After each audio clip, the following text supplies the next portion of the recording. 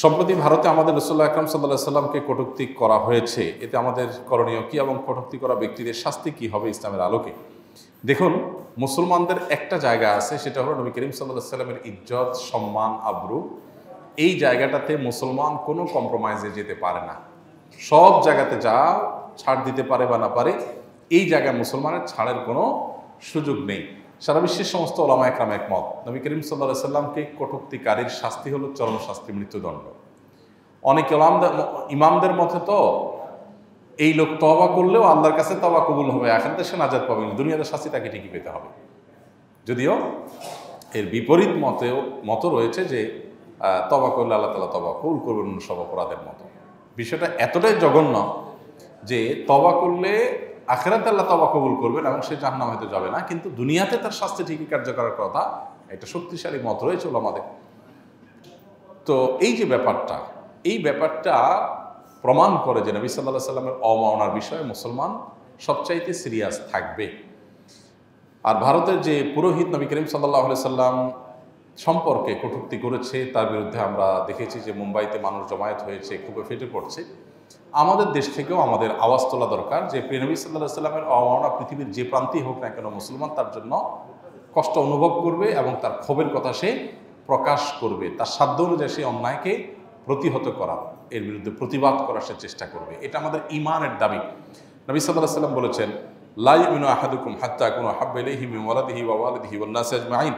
কোনো মানুষের সন্তান, বাবা মা এবং সকল মানুষের চাইতে প্রিয় নবীজি যদি তার কাছে প্রিয় না হয়, সে কখনো পরিপূর্ণ মুসলমান হতে পারে না। এজন্য নবীজি সাল্লাল্লাহু আলাইহি সাল্লাম যিনি বিশ্ব মানবতার জন্য তার জীবনের সব কিছুকে উজাড় করে গেছেন, তাকে কটূক্তি করা হবে আর মুসলমান সেটা মেনে নেবে, এটা কোনোদিনই হয় না। এই জায়গাটাতে মুসলমান কোনো ছাড় দিবে না। নবী সাল্লাল্লাহু আলাইহি সাল্লামের ভালোবাসা এটাই হলো ঈমানের মিটার, যার ভিতরে যতটুকু আছে তার ঈমান ততটা পাকা।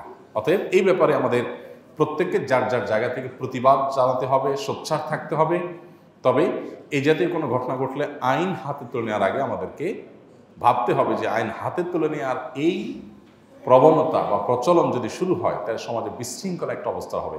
প্রত্যেকে যার যার মতো জাজমেন্ট করে সে বিচার করা শুরু করে দিবে। এই জন্য এই জায়গাটাতে আমাদেরকে সতর্ক থাকতে হবে এবং এদিকে যাওয়া যাবে না।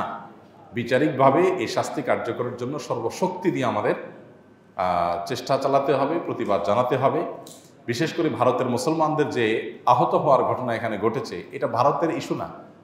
আমরা অনেক সময় মনে করি যে ভারতের ইস্যু, অমুক দেশের ইস্যু, তমুক দেশের ইস্যু, ফিলিস্তিনিদের ইস্যু।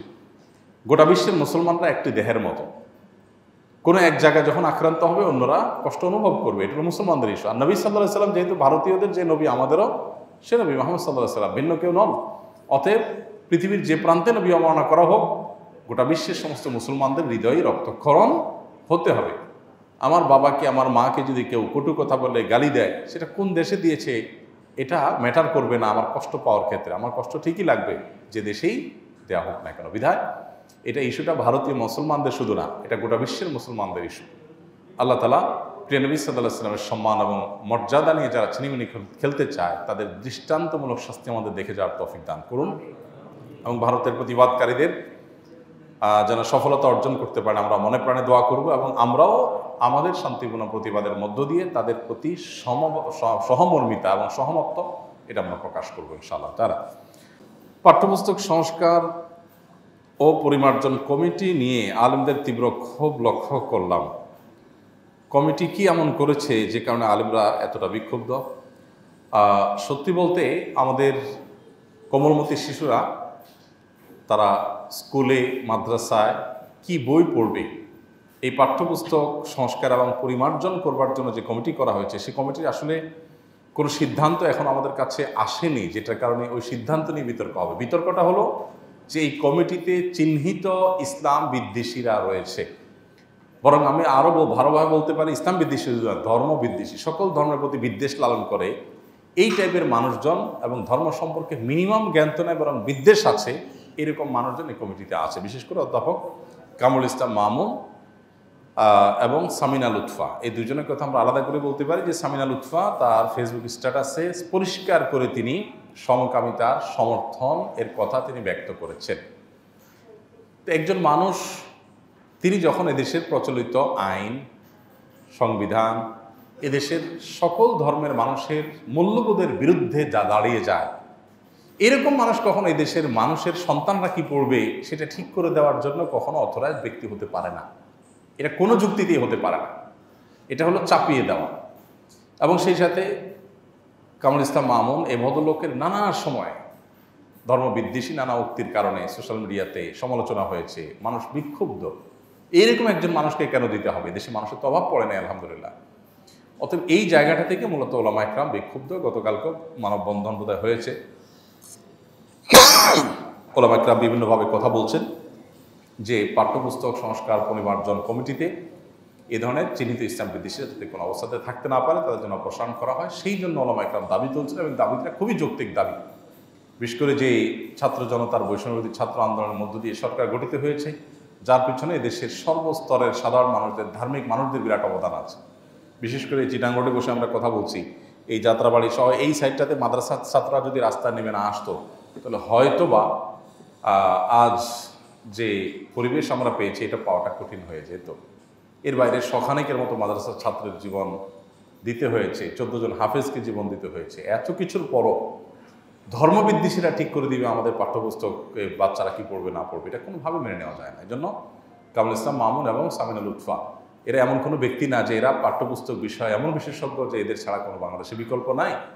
অতএব এদেরকে সরিয়ে সেখানে উপযুক্ত ব্যক্তি বসানোর জন্য ওলামা একরাম দাবি তুলছেন। খুবই যৌক্তিক দাবি যে কেন বিতর্কিত মানুষ থাকতে হবে এবং সে দায় কেন সরকারকে নিতে হবে। আমার মনে হয় যে সংশ্লিষ্ট মহল খুব দ্রুতই এ বিষয়ে বিবেচনা করবেন। আমরা জানি প্রতিটা বাবা মাকে তার সন্তানের ব্যাপারে জবাবদিহি করতে হবে। তো আমি বিয়ে করেছি এক বিধবা নারীকে, তার 2টি সন্তান আছে, এদের ব্যাপারে কি আমার কোনো জবাবদিহিতা আছে কিনা? কোনো ব্যক্তি যদি কোনো নারীকে বিয়ে করেন যার আগের ঘরের সন্তান আছে অন্য স্বামীর, তো সেই সন্তানগুলো আসলে পরে যিনি এই ভদ্রমহিলার স্বামী হয়েছে, দ্বিতীয় স্বামী, তার দায় দায়িত্বের মধ্যে পড়ে না। এবং এই ভদ্রলোক মারা গেলে তার সম্পদের ভাগও এই বাচ্চারা পাবে না, কারণ এরা তার বাবা না আসলে। এবং এই ভদ্রলোকের সাথে তাদের ব্লাডের কোনো সম্পর্ক নাই।